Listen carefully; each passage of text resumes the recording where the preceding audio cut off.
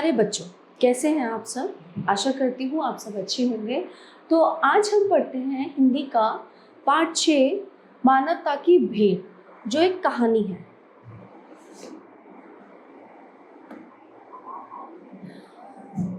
सबसे पहले हम पढ़ेंगे पाठ का सार। यद्यपि जो लेखक होते हैं, जो कलाकार होते हैं, वो अपनी कृतियों, जो कृति मतलब जो उनके द्वारा बनाई गई है, चाहे वो पेंटिंग है, चाहे वो लेख है, चाहे वो कहानी है, चाहे वो कविता है, तो उनको लेकर उनका सबसे ज़्यादा प्रेम होता है।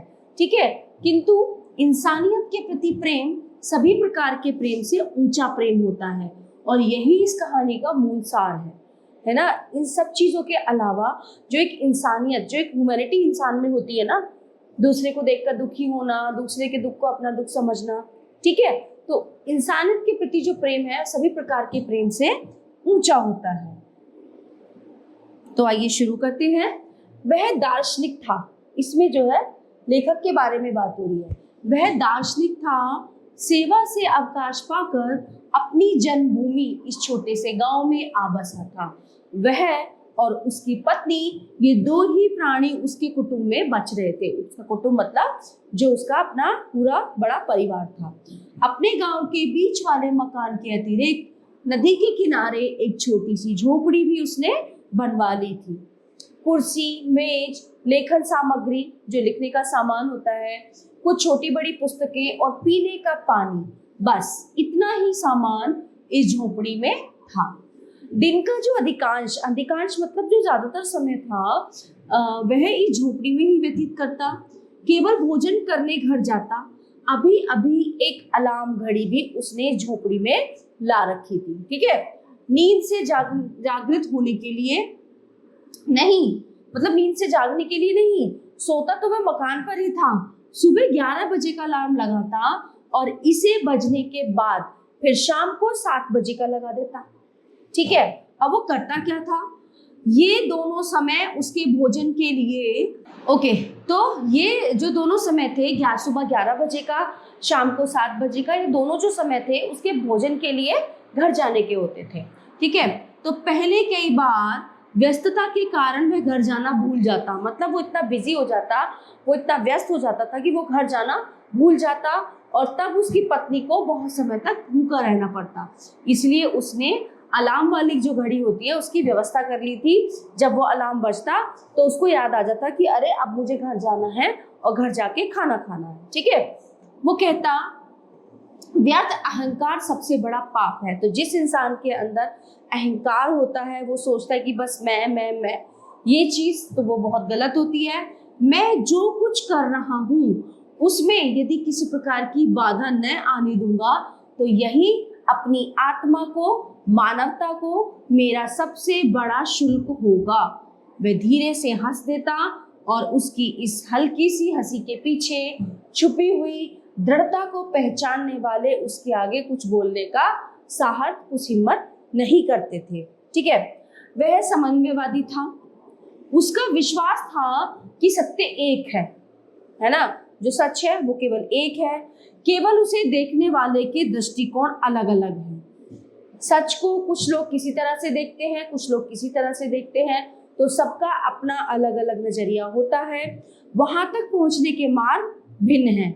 यदि वास्तव में सभी शास्त्र सत्य की खोज में लगे हुए हैं तो एक न एक दिन वे सही रास्ते पर अवश्य आ जाएंगे, और कभी ना कभी एक बिंदु ऐसा अवश्य आ जाएगा जहां वे सभी आकर मिल जाएंगे। छहों भारतीय दर्शन तथा अरस्तु, हिरोक्लिटस से लेकर हिगेल, बर्कले, लॉककांट और हैमिल्टन आदि सभी दार्शनिकों के दृष्टिकोण का उसने सूक्ष्म यानी कि बहुत गहनता से अध्ययन किया था। उसने उनके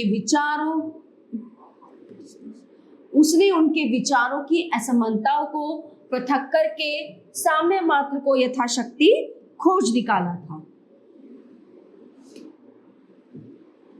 उसके पश्चात उसने विज्ञान का अध्ययन करके दर्शन तथा विज्ञान में समन्वय खोज निकालने का प्रयत्न किया।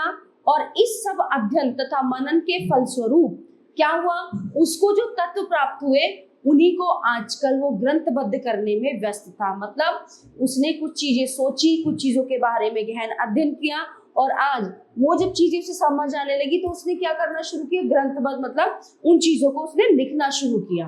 ठीक है, यह ग्रंथ उसके जीवन की सबसे बड़ी निधि होगी। मानवता के लिए यही उसकी ओर से नम्र भेंट होगी। अब बात करते हैं उसकी पत्नी की। सविता को अपने पति पर बहुत गर्व था। उसका सारा समय पति की देखरेख करने और उनका ध्यान रखने में ही व्यतीत हो जाता।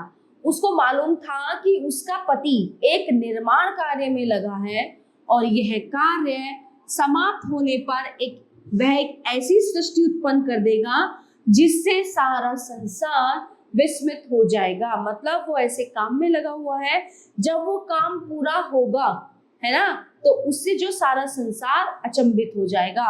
वह उसी दिन की प्रतीक्षा कर रही थी। गोद सूनी होने की कसक कभी कभी उसके हृदय में एक फूंक जैसी अवश्य उठती थी। मतलब उसको कोई बच्चा नहीं था और कभी कभी उसको ये बात जो है बहुत ज्यादा अखरती थी। मात्र हृदय ही थी वह, किंतु साथ ही वह एक दार्शनिक की पत्नी भी थी और सच्चे अर्थ में पत्नी थी। ठीक है, प्रत्येक बार बालक की मृत्यु के पश्चात वह जब उसे समझाकर इस आशय से शब्द कहता कि यही सृष्टि का नियम है, यही परिणाम है। ओके, यदि बच्चे ही चाहिए तो भारत माता के हजारों बालक हैं, इन्हें ही अपना समझो। और फिर मुस्कुरा कर कहता कि यदि लालन पालन ही करना है तो इसके लिए मुझसे अधिक योग्य और कौन होगा। मैं क्या किसी छोटे बच्चे से कम हूं कि अगर तुम्हें ध्यान ही रखना है, तुम्हें लालन पालन करना है तो तुम मेरा ध्यान रख लो। तो वह सचमुच ही इन शब्दों में सांत्वना पाने का प्रयत्न करती। उसके आंगन में टंगे इस मिट्टी के बर्तनों में से एक में पानी और दूसरे में भीगे चने हमेशा रखे रहते थे, और जब कोई थका मांदा पक्षी आकर उसमें से 2 चोंच पानी पीकर और चोंच में 2-4 चने के दाने दबाकर उड़ जाता तो इसके हृदय को शीतलता मिलती, उसे बहुत अच्छा लगता। उसे लगा कि मैंने जो है कुछ अच्छा काम किया है। ओके, फिर उसके बाद रोज का टुकड़ा पाने वाला कुत्ता और 1 कटोरी दूध पीने वाली बिल्ली स्वयं ही उसके घर के सदस्य बन गए थे, और उसके दरवाजे पर से कभी कभी निकलने वाले बछड़े भी रोटी का टुकड़ा पा जाते। इस प्रकार अपने सूने किंतु व्यस्त जीवन में वह पूर्ण उत्सुकता से प्रतीक्षा कर रही थी कि उसके पति के ग्रंथ समाप्ति की। उसे मालूम था कि बहुत बड़ा ग्रंथ होगा वह, और उतना ही मूल्यवान होगा, कि जितना समय लग रहा है उतना ही बड़ा ग्रंथ होगा, उतना ही वो मूल्यवान होगा। ठंड के दिन थे। एक तो गांव में वैसे ही जो है ठंड ज्यादा पड़ती है, हाँ ये तो ऑब्वियस है कि गांव में सर्दी ज्यादा लगती है। ठीक है, फिर गांव वालों का कहना था कि इस वर्ष अन्य वर्षों की अपेक्षा और भी अधिक ठंड है। मतलब और सालों की अपेक्षा और पिछले सालों की अपेक्षा इस बार ठंड ज्यादा पड़ रही है। ठीक है, रात का रखा हुआ पानी सुबह जमा सा मतलब बर्फ से जम जाता था। सुबह 8 बजे के पहले लिहाफ के बाहर जाना असंभव सा लगता था, और शाम के 6 बजे के बाद अंगीठी छोड़ना तभी संभव होता जब वहां से उठकर रजाई में घुसना हो। ठीक है, जलती हुई अंगीठी को छोड़ने का मन ही नहीं करता था, लगता था कि यहाँ से उठो सीधा अपनी रजाई में जाके लेटो। ऐसी ठंड में भी दार्शनिक सुबह 5 बजे ही उठकर अपनी झोपड़ी की ओर चला जाता। दिन भर वह काम में डूबा रहता, कभी कभी तो सारी रात ही उसकी वहीं पर बीत जाती थी। उस दिन शाम से ही कुछ बादल घिर आए, कुछ सुरक्षी चलने लगी। क्रमशः बादल घने हो गए, अंधकार बढ़ने लगा। थोड़ी देर में क्या हुआ, बिजली भी चमकने लगी। बादलों की गड़गड़ाहट स्पष्ट रूप से कह रही थी कि बारिश आने वाली है, वर्षा आने वाली है। शायद ओले भी पड़ जाएं। बर्फीली हवा गर्म कपड़ों में प्रवेश कर चमड़ी को चीरती हुई हड्डियों तक को कपाए दे रही थी। चलती है ना, जब शीतलहर चलती है कई बार तो क्या होता है, वो अंदर तक घुसती है शरीर के, है ना, ऐसा लगता है कि बस इसको खाल को चीरती हुई ठंड अंदर तक जा रही है। वो जनवरी में पड़ती है ऐसी ठंड। तो भोजन करने के बाद कपड़े पहनकर जब वह ओवरकोट पहनने लगा तो सविता ने बड़े प्रेम से पूछा कि आप कहाँ जा रहे हैं ऐसी ठंड में। तो ओवरकोट की बाह में हाथ डालते हुए हमेशा की मंजुल मुस्कान के साथ उसने उत्तर दिया, मेरे लिए और दूसरा कौन सा स्थान हो सकता है, लेकिन आज आप ना जाएं तो क्या हर्ज है, ये भयंकर तूफान बाहर जो है बहुत तूफान उठा हुआ है, मेरे पास काफी गर्म कपड़े हैं और झोपड़ी के किवाड़ और खिड़कियां बंद करने पर वह बिल्कुल एयर कंडीशन हो जाती है। सविता जानती थी कि अब रोकने का प्रयत्न करना व्यर्थ है, फिर भी उसने अंतिम प्रयास किया और उस अंतिम प्रयास को करते हुए वो बोली, अगर आज ना जाएं तो क्या विशेष हर्ज होगा। कुछ गंभीर होकर उसने उत्तर दिया, आज मुझे मत रोको सविता, मेरी अंतरात्मा कहती है कि आज मुझे जरूर जाना चाहिए। आज मेरी पूजा की समाप्ति है, साधना सिद्धि में परिणत होने वाली है, मेरे जीवन की सार्थकता आज ही सिद्ध होने वाली है। अर्धरात्रि के शुभ मुहूर्त पर आज मैं मानवता के चरणों पर अपनी सारी जीवन की कमाई नम्र भेंट के रूप में अर्पण कर सकूंगा। सविता को कहने को अब कुछ भी नहीं बचा था। उसने मन ही मन निश्चय कर लिया कि वह भी उस क्षण तक यहाँ जागती हुई उत्सुकता से वह वार्ता सुनने की प्रतीक्षा करेगी कि आज इनका काम पूरा हो रहा है तो मैं भी जब तक जागूंगी और उस क्षण को मैं भी जीना चाहूंगी जब ये कहेंगे कि मेरा आज काम पूरा हो गया। अब क्या हुआ, ओवरकोट पहनकर वह निकल पड़ा, वही हमेशा की तरह बैठ टेकता हुआ विचारों में उलझा सा। आधा रास्ता तय होने के पश्चात जब हल्की हल्की बूंदें पड़ने लगी तो उसने अपनी चाल को और बढ़ा दिया और वो तेज गति से चलने लगा।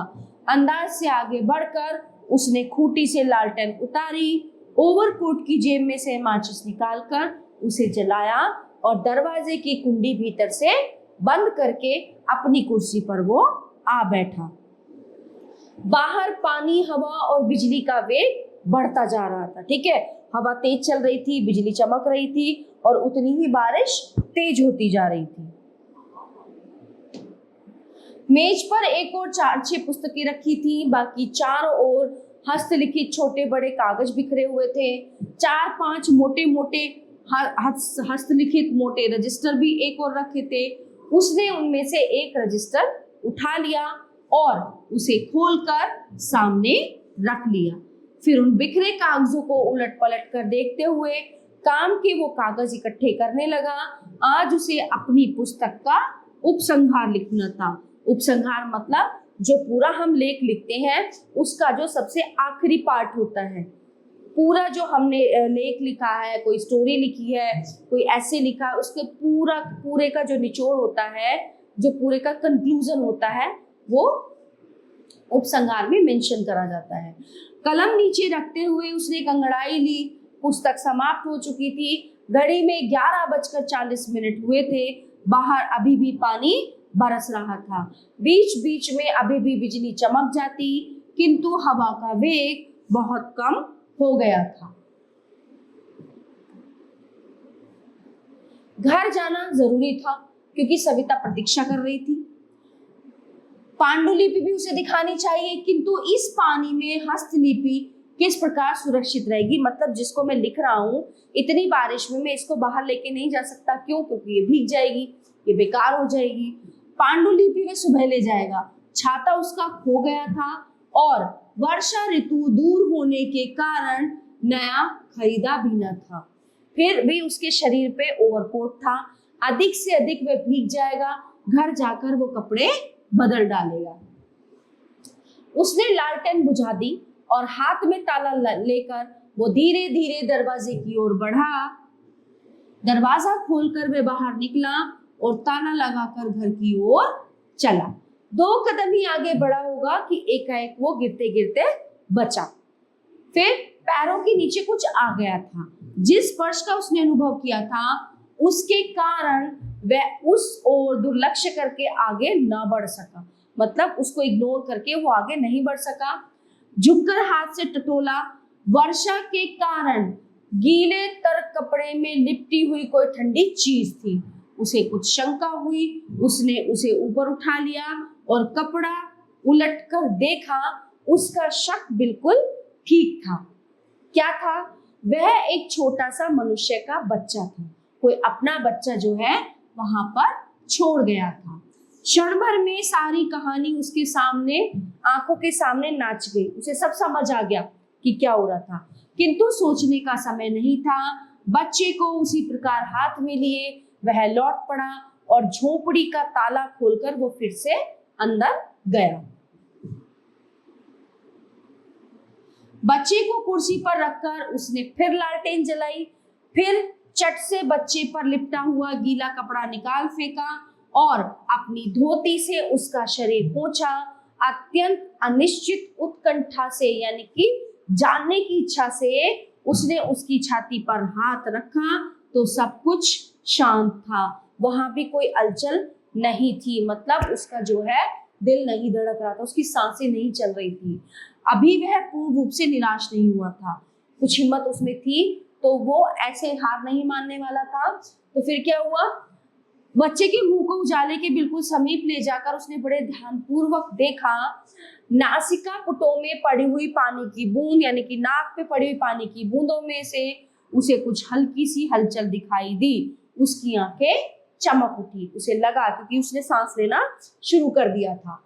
बच्चे को उल्टा करके उसने सिर तथा पीठ पर हल्के हाथों से थपथपाकर मुंह, हाथ और नाक के रास्ते पानी निकाल दिया। फिर उसने अपना ओवरकोट निकालकर उस बर्फ के समान ठंडे नन्हे से शरीर को लपेट दिया, किंतु इतने से समस्या हल नहीं हो पाई। ओवरकोट भी काफी ठंडा हो चुका था और कुछ जगह से वो थोड़ा थोड़ा भीग गया था।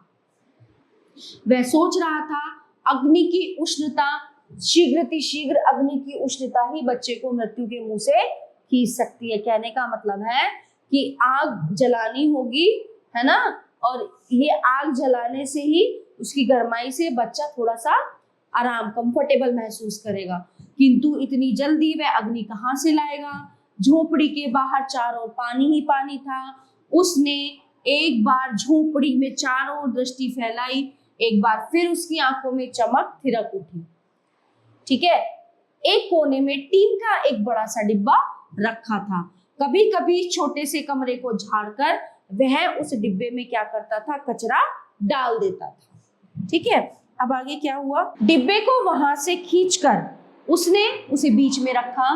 फिर मेज पर रखी हुई पुस्तकों में से एक उठाकर उसके कुछ कागज फाड़कर उसने उस डिब्बे में डाल दिए और कागज के एक टुकड़े में लालटेन की ज्योति से आग जलाकर उसमें डाल दी। फिर और 2-4 कागज फाड़कर उसके ओवरकोट में से निकालकर उसे लो के ऊपर फेंकने लगा। तो प्रारंभ में, शुरुआत में क्या हुआ? जो अग्नि की लो थी वो बहुत छोटी थी, आंच बहुत कम लग पाती थी, किंतु धीरे धीरे वह पुस्तक के कागज फाड़ फाड़ कर उसमें डालता गया और उससे क्या हुआ? उससे वो आग तेज होती गई। ठीक है, अकेला होने के कारण उसे ये दोनों काम करने में असुविधा हो रही थी और बालक के शरीर को भी आंच जो है बहुत कम मिल पा रही थी। एक पुस्तक समाप्त होने पर उसने दूसरी उठा ली, फिर तीसरी, फिर चौथी, और धीरे धीरे पुस्तक की हस्तलिपि को छोड़कर बाकी सब कागज समाप्त हो गए। बच्चे की सांस काफी स्पष्ट हो गई थी, किंतु वह अभी होश में नहीं आया था। शरीर में कुछ गर्मी पहुंची थी, किंतु कुछ देर सेक बंद रहने पर हवा की ठंडक से फिर शरीर ठंडा पड़ने की संभावना थी। उसने एक बार अपनी करुण दृष्टि, जो हस्तलिखित, जो मेहनत वो कर रहा था इतने दिनों से, जिसमें वो दिन रात एक करके चीज वो लिख रहा था, हस्तलिखित के मोटे मोटे रजिस्टर पर उसकी नजर गई, जो उसने लिखे थे मेहनत करके। उसके चेहरे पर एक हल्की सी काली छाया दौड़ गई।